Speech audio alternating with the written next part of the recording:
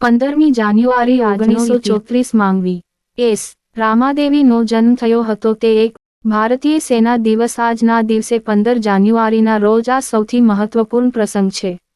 આ દિવસ 1949 માં જનરલ કે. એમ.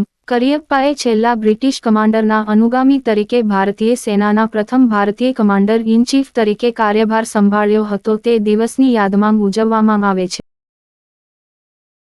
15મી જાન્યુઆરી 1881 સૈફુદ્દીન કિચલુનો જન્મ થયો હતો. તે એક અગ્રણી ભારતીય વકીલ, રાજકારણી અને સ્વતંત્રતા કાર્યકર.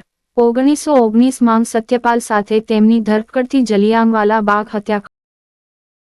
15મી જાન્યુઆરી 1956 માં માયાવતી કુમારીનો જન્મ થયો હતો તે એક અગ્રણી ભારતીય રાજકારણી અને બહુજન સમાજ પાર્ટી (BSP) ના નેતા છે. તેમણે અનેક વખત ઉત્તર પ્રદેશના મુખ્યમંત્રી તરીકે સેવા આપી છે.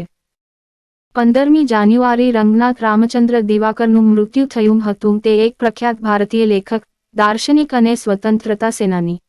તેઓ મહાત્મા ગાંધીના નજીકના સહયોગી.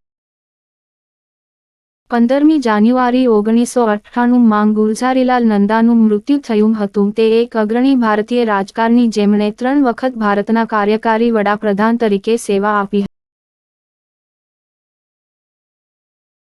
15મી જાન્યુઆરી 1934 માંગવી એસ. રામાદેવીનો જન્મ થયો હતો તે એક ભારતના પ્રથમ મહિલા મુખ્ય ચૂંટણી કમિશનર હતા. 15મી જાન્યુઆરી 1868 માં રામગોપાલ ઘોષનું મૃત્યુ થયું હતું તે એક ઉદ્યોગપતિ, સમાજ સુધારક અને યંગ બંગાળ જૂથના નેતા હતા. 15મી જાન્યુઆરી 1982 નીલ નીતિન મુકેશનો જન્મ થયો હતો તે હિન્દી ફિલ્મોમાં તેમની ભૂમિકાઓ માટે જાણીતા અભિનેતા છે. 15મી જાન્યુઆરી 1986 વિક્રમ પ્રભુનો જન્મ થયો હતો તે એક તમિલ સિનેમામાં અભિનેતા છે.